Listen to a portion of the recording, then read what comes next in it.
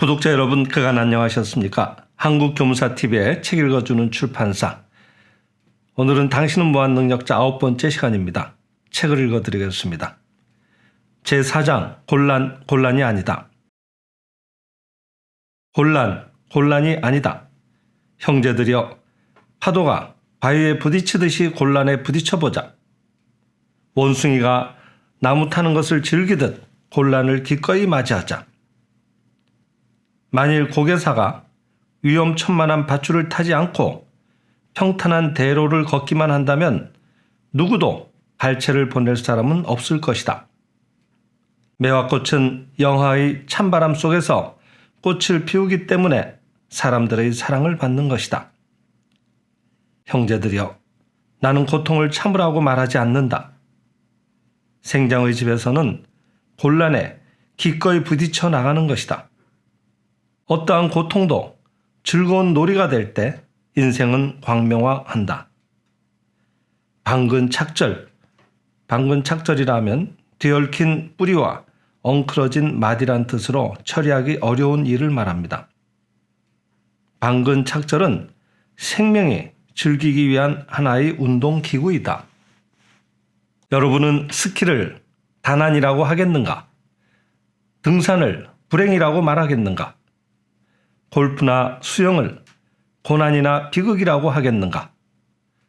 어떤 고난도 그것을 유의화시켰을 때 인생은 광명화하고 거기에서 강건하고 무한한 생명력이 솟아나는 것이다. 환경으로부터 도망치려 하지 마라. 진정한 성공은 부를 획득하는 것도 사업의 번창도 아니다. 진정한 성공은 그 사람의 인격의 완성, 다른 말로 하면 영혼의 향상이다. 장사의 손익이나 사업의 성패 같은 것은 인생 항로상의 한낱 유의에 지나지 않는다. 이기거나 지거나 한판의 유의에 지나지 않는 것이다. 다만 그 유의를 바탕으로 해서 인간은 성격을 형성하고 인격을 보다 완성시키고 영혼을 향상시키는 것이다. 사업상의 이익도, 재산의 증식도, 구축한 사업도 어느 것 하나 진정한 의미에서 그 사람이 획득한 것은 아니다. 진정한 의미에서의 획득이란 육체가 죽을 때에도 가지고 갈 수 있는 것이 아니면 안 된다. 영혼의 향상, 성격의 강직함과 원만함, 이것이야말로 유일한 획득이다. 우리들은 자신에게 주어진 환경 또는 처지로부터 도망치려고 생각해서는 안 된다.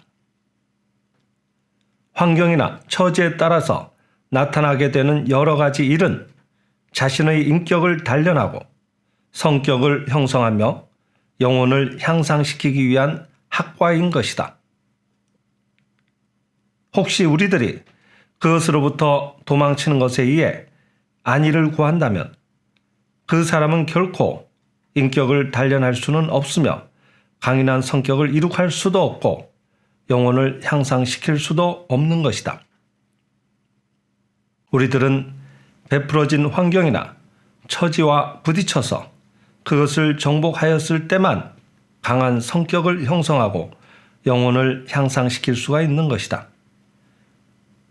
이것은 결코 순환을 예찬하는 의미는 아니다. 우리들은 어려움도 즐거움도 모두 다 극복할 수 있는 사람이 되지 않으면 안 되는 것이다. 이 세상을 불행 또는 고난의 연속이라고 생각하는 사람이 있지만 결코 이 세상은 불행이나 고난의 연속은 아닌 것이다. 영혼의 향상을 위해 주어지는 체험을 피하려고 생각할 때에만 그것은 불행으로 느껴지고 고난으로 생각되는 것이다. 곤란과 맞붙어 극복하려는 태도로 바뀔 때 그것은 즐거운 마음으로 상급 학교의 과목을 배우는 기쁨이 되는 것이다. 체험을 통해서 영혼은 무엇인가를 획득한다. 그것은 낚싯대에 물고기가 걸렸을 때와 같은 스릴이며 사냥꾼이 사냥감을 잡았을 때와 같은 기쁨을 얻게 되는 것이다. 인생의 행로를 험난하다고 한탄해서는 안 된다. 그것을 하이킹의 즐거움이나 스키의 즐거움으로 바꾸는 것은 그것을 받아들이는 사람의 마음의 태도이다. 자신의 성격, 즉 내부 정신파동의 레코드 또는 필름이 원인이며 그 사람의 주위에 일어나오는 일이나 환경은 그 성격의 반영이다. 원인은 성격이고 결과가 환경이다. 환경은 자신의 성격이 거울에 비친 영상이라고 보면 틀림없다.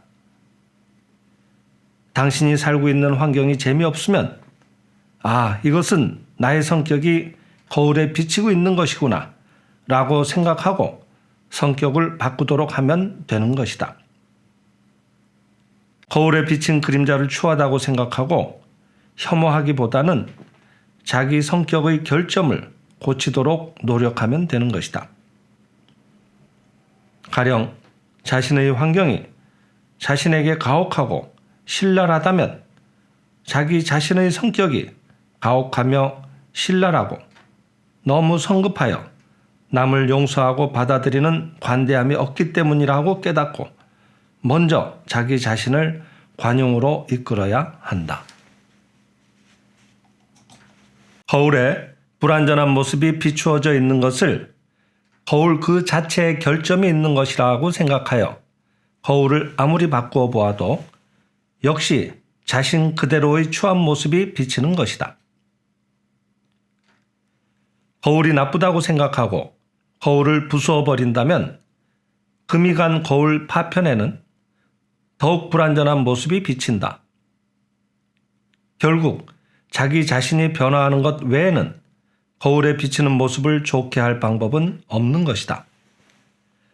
마찬가지로 환경도 처지도 자신의 결점을 지적해주는 학과이므로 그 학과에서 도망치려고 생각해서는 안 된다. 자신의 성격을 변화시켜라. 장사도 번창하고 사업도 성공하고 사람들로부터 호감을 사게 되고 존경받게 될 것이다. 성격의 씨앗을 뿌리면 환경으로서 거두어 들이게 되는 것이다. 문제에는 해답이 있다. 인생에 문제가 일어나왔을 경우 어떠한 일이 당신의 인생에 일어나와도 그것은 결코 당신에게 있어서 고난도 불행도 아닌 것이다. 그것은 영혼의 새로운 과업이 시작된 것이라고 생각해서 기뻐할 일이다. 그것이 지금까지 당신이 경험해보지 못한 과제라고 할지라도 그것은 또 다른 학교에 진학한 것이며 다른 과제를 풀기 위한 공부를 하고 있는 것이라고 생각하면 조금도 놀랄 일이 아니다. 조용히 이 문제를 어떻게 풀어야 할 것인가 하고 생각해보면 좋은 생각이 떠오르는 것이다. 대저 어떠한 문제라도 해답이 있는 것이 문제이므로 해결책을 찾을 수 없는 문제 같은 것은 있을 리가 없다. 학교의 시험 문제라도 긴장해버리면 해답을 잊어버리게 된다. 차분히 일을 처리하지 않으면 안 된다. 신과 같은 입장에서 사물을 생각할 것. 조용히 침착하게 사물을 생각한다는 것은 한 단계 높이 올라서서 신과 같은 입장에서 사물을 생각한다는 것이다. 인간의 개화적 입장에서, 여기서 개화라고 하면 개인으로서의 자아를 말합니다. 인간의 개화적 입장에서 사물을 생각하고 있어서는 반드시 어딘가에 치우침이 생겨서 진실로 평등하고 공정한 판단을 할 수 없게 된다. 누구도 편애하지 않고 일체의 사람들이 좋은 입장에 놓이도록 하는 것이 신의 평등한 지혜의 작용인 것이다. 문제가 일어나왔을 때는 신이시여, 이 문제를 신께 맡깁니다. 신의 지혜가 흘러 들어오게 하셔서 모든 사람들이 행복해지도록 해결되게 하소서 하고 기도하고 조용히 마음을 수동적 상태가 되게 해서 신의 지혜가 흘러 들어온다고 염한 후에 그 문제의 해결에 대해 생각하면 좋은 것이다. 현세는 영혼의 진보를 위한 각본 제작식이다. 우리들이 잘못된 상념을 일으켜도 신은 조금도 그것을 부정하시지 않는 것은 학생이 서툰 연극 각본을 써서 상연해도 결코 그에 대해 상연 금지 명령을 내리지 않는 것과 같은 것입니다. 현상세계는 마음속에 그린 상념의 각본을 상연 또는 상영하고 있는 것과 같은 것이니까 그것이 상연 또는 상영되었을 때 과연 이번 각본은 여기가 좀 서툴렀다고 깨달으면 다음에는 그 점에 주의해서 한층 좋은 각본을 만들 수 있게 되는 것입니다.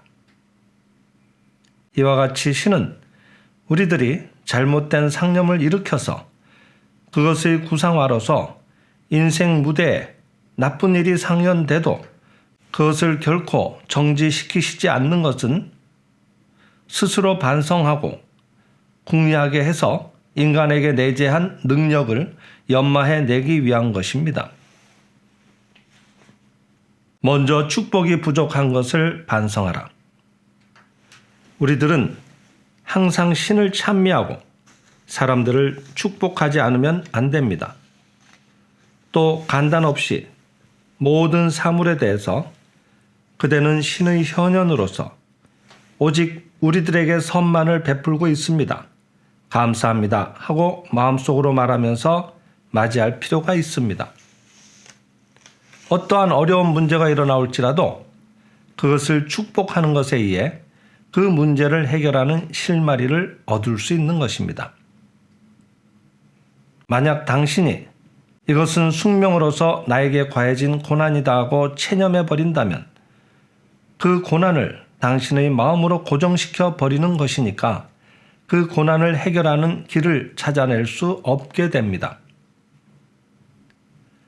자기가 사물을 축복하는 것이 부족하기 때문에 이런 고난이 일어나왔다 하고 반성해서 일체 만사를 축복할 때 해결의 열쇠가 발견되는 것입니다. 기차는 레일의 마찰에 의해 전진한다.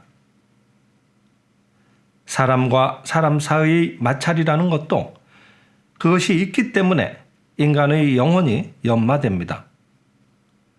세상에는 장애가 있어서 사람들은 진보하는 것입니다. 우리들이 걷는 것도 노면이나 마룻바닥의 마찰이 있어서 걸을 수 있는 것입니다. 마찰이 전혀 없는 곳은 걷자고 생각해도 미끄러져서 아무리 해도 걸을 수 없습니다. 한 걸음 떼려고 해도 만약에 마찰이 전혀 없는 지면이라면 미끄러져 버려서 도저히 앞으로 나아갈 수가 없는 것입니다. 마찰이 있어서 우리들은 걸을 수가 있습니다.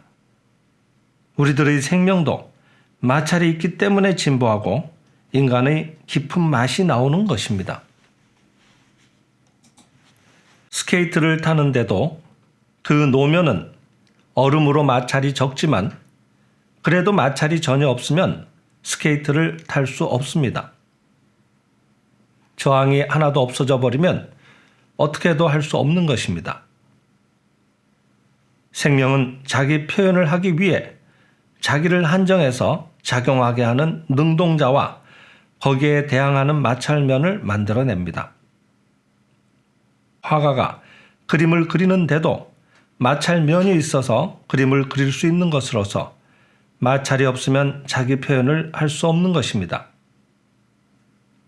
그렇다면 마찰이라고 하는 것, 저항이라고 하는 것은 대단히 고마운 것이라고 말하지 않을 수 없습니다. 기차가 달릴 수 있는 것도 레일의 마찰이 있어서이고 비행기가 날 수 있는 것도 공기의 저항이 있기 때문입니다. 공기의 저항이 없다면 프로펠러를 아무리 돌려도 날지는 못하는 것입니다. 그렇다면 인생에 있어서 마찰면을 곤란이나 고통이라는 이름으로 부르는 것은 잘못이었던 것입니다. 그것은 결코 곤란도 장애물도 아니었던 것으로 그것은 오히려 자기를 추진시켜주고 있는 자기 편이었던 것을 알 수 있습니다. 여러분이 세상에 나가면 여러 사람을 만나게 됩니다. 그리고 그들 모두는 서로 다른 성격을 갖고 있어서 좀처럼 자신이 생각하는 대로 따라주지 않는 것입니다. 저 사람은 좀 더 이렇게 해 주었으면 좋겠는데 하고 생각해도 좀처럼 생각대로 되지 않습니다만, 그러나 생각대로 되지 않기 때문에 오히려 인생의 맛이 생기고 서로 자기 표현을 해낼 수 있는 것입니다. 인생에서 저항이 없다면 즐거운 일은 없는 것입니다. 그것은 바둑을 더 봐도 알 수 있습니다. 상대편이 여기에 도와줬으면 좋겠는데 하는 곳에 바둑돌을 놓는다면 승부를 겨룰 필요도 없는 것입니다. 그것은 그다지 재미있는 일은 아닙니다. 반면에 자신이 예상하지 못한 곳에 돌을 놓기 때문에 자, 어떻게 여기에 대응할 것인가? 자, 어떻게 여기에 대항할 것인가 하고 골똘하게 되고 거기에 재미가 있는 것입니다. 그때 또 이쪽의 실력도 진보하게 됩니다. 그렇다면 자신이 생각하는 대로 남이 해주지 않는 것은 즐거운 일이며 이쪽의 영혼도 다듬어져서 깊은 맛이 생기게 되는 것입니다. 이와 같이 생각해서 주위 사람들이 자신에게 어떻게 대해와도 감사하고 늘 미소 지으며 생활하고 있으면 가정이 그대로 천국이 되는 것입니다. 네, 오늘은 여기까지 읽어드렸습니다. 감사합니다.